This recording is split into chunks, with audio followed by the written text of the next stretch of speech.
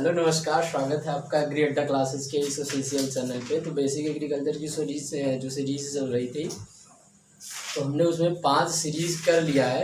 जो छठी हमारी सीरीज चलने वाली है, जो छठा हमारा पार्ट है वो क्या है, history of green revolution in India. हमारे भारत में जो हरित क्रांति का इतिहास रहा है कि हमारी हरित क्रांति कब आई हमारे देश में और कैसे आई, इसका श्रेय किसको जाता है, तो उसके बारे में हम पूरा डिटेल्स में स्टडी करेंगे।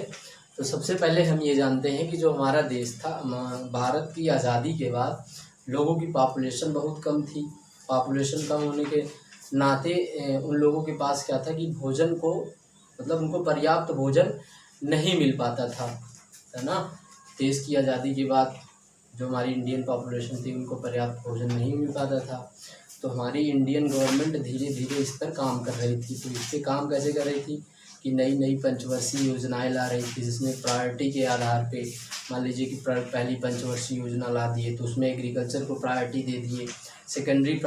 सेकेंडरी वो ला दिए, द्वितीय पंचवर्षीय योजना ला दिए तो उसमें किसी अदर सेक्टर को प्रायोरिटी दे दिए। तो इस प्रकार से धीरे धीरे जो हमारे देश का विकास था उसको होने के लिए तो हमारी इंडियन गवर्नमेंट क्या कर रही थी, नई नई पंचवर्षीय योजना ला रही थी। और जो हमारे एग्रीकल्चर में डेवलपमेंट हो रहा था उसके लिए भी वो विकास कर रही थी। क्योंकि अगर किसी देश की एग्रीकल्चर, जैसे कि हमारा देश जो हमारा भारत है उसको कृषि प्रधान देश कहा जाता है। इसलिए कहा जाता है क्योंकि most of the Indian population they are involve directly और इनडायरेक्टली इन एग्रीकल्चर। वो किसी न किसी तरह से एग्रीकल्चर पे इन्वॉल्व है। तो उसको हमको नहीं जानना है, वो सब हम बाद में पहले बता दिए हैं आप लोगों को। तो इसके बारे में हम जानते हैं कि हमारे देश में हरित क्रांति का इतिहास क्या रहा है। तो सबसे पहले अगर हरित क्रांति की बात करें तो देखिए, हरित क्रांति में क्या हुआ कि आफ्टर इंडिपेंडेंस तो हाई यील्डिंग वैरायटी प्रोग्राम चलाया गया था 1966 में। 1966 में हाई यील्डिंग वैरायटी प्रोग्राम चलाया गया था, जिसमें ऐसी वैरायटियों को लाया गया था कि जो ज़्यादा उत्पादन देती है, किसी पर्टिकुलर एरिया में वो ज़्यादा उत्पादन देती है। उसके लिए इसका हमारा मेन मोटो ये था कि जो हाई यील्डिंग वैरायटी थी, हमारा मेन मोटो ये था कि हम किसी क्रॉप को, इसको किसी पर्टिकुलर एरिया पे ग्रो करें और वहाँ से ज़्यादा प्रोडक्शन हो, जो हमारे ह्यूमन पॉपुलेशन की नीड है उसको वो रिकवर कर सके। फिर ग्रीन रेवोल्यूशन आई हमारे देश में 1900, हाई यील्डिंग वैरायटी प्रोग्राम चलाया गया। हाई यील्डिंग वैरायटी प्रोग्राम चलाने के बाद 1966-67 में हमारे यहाँ ग्रीन रेवोल्यूशन आया। और ग्रीन रेवोल्यूशन का श्रेय क्या किसको जाता है, देखिए इसमें कहा जाएगा high yielding wheat variety introduce 1963। जो व्हीट की हाई यील्डिंग वैरायटी थी वो सबसे पहले इंट्रोड्यूस हुई 1963 में बाई नॉर्मन बोरलॉग, जो हमारे एक अमेरिकन साइंटिस्ट थे, जो अमेरिका के रहने वाले जो अमेरिका के निवासी थे, उनके द्वारा Norman Borlaug who is known as the father of green revolution in world, जिनको विश्व में हरित क्रांति के जनक कहा जाता है, नॉर्मन बोरलॉग को ना। तो उन्होंने 1963 ईस्वी में हाई यील्डिंग वैरायटी को लेके आए, हाई यील्डिंग वैरायटी इंट्रोड्यूस किए, जो उससे क्या हुआ, जो ग्रीन रेवोल्यूशन है 1966-67 में ग्रीन रेवोल्यूशन आया। इसलिए इनको पूरे विश्व में फादर ऑफ ग्रीन रेवोल्यूशन कहा जाता है। अगर इंडिया की बात करें तो इंडिया में जो हाई यील्डिंग वैरायटी को इंट्रोड्यूस करने वाले थे वो कौन थे, एम.एस. स्वामीनाथन थे। इसलिए एम.एस. स्वामीनाथन को अपने भारत में हरित क्रांति का जनक कहा जाता है। तो क्वेश्चन पूछा जाता है कि विश्व में हरित क्रांति के जनक कौन है, तो विश्व में हरित क्रांति के जनक है नॉर्मन बोरलॉग। और भारत में अगर हरित क्रांति की बात करें तो भारत में हरित क्रांति के जनक एम.एस. स्वामीनाथन है। ठीक, तो उसमें ये क्या कि जो हमारे यहाँ का ग्रीन रेवोल्यूशन आया था वो मेनली किस पे आया था, फूड ग्रेन में आया। फूड ग्रेन में मेनली राई और वीट पे आए। तो वीट की कुछ इम्प्रूव्ड वैरायटी थी, तो देख लीजिए। अब हमारे देश में ग्रीन रेवोल्यूशन क्यों आया भैया, उसके रीजंस ये थे कि हमारे पास नई नई जो हाई यील्डिंग वैरायटी थी, जैसे वीट था, वीट की हाई यील्डिंग वैरायटी में 4 वैरायटी आई थी। एक लर्मा रोजो थी, मायू 64 थी,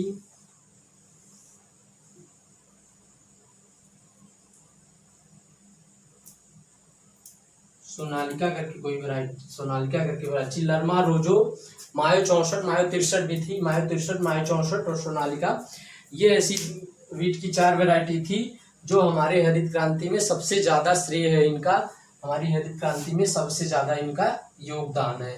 किस पे था?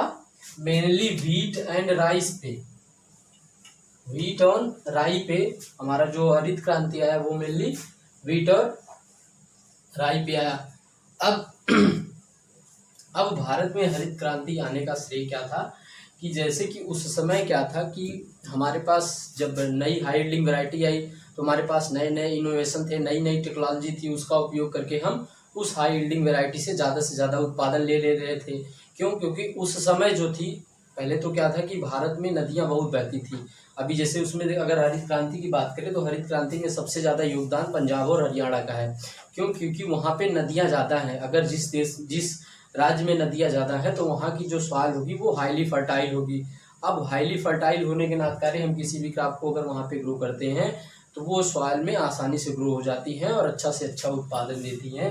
तो सबसे ज़्यादा अगर हरित क्रांति में योगदान पूछा जाता है तो सबसे ज़्यादा योगदान हरित क्रांति में पंजाब और हरियाणा का था ना, क्योंकि पंजाब में उस समय फर्टाइल सॉइल थी और नए नए इनोवेशंस और टेक्नोलॉजी थी हमारे पास, इरिगेशन की अच्छी सुविधा उस समय हमारे पास उपलब्ध थी। तीसरा और चौथा फैक्टर ये था कि the use of highest amount of chemical fertilizers, हम उस समय बहुत ज़्यादा से ज़्यादा केमिकल फर्टिलाइजर्स का उपयोग करते थे।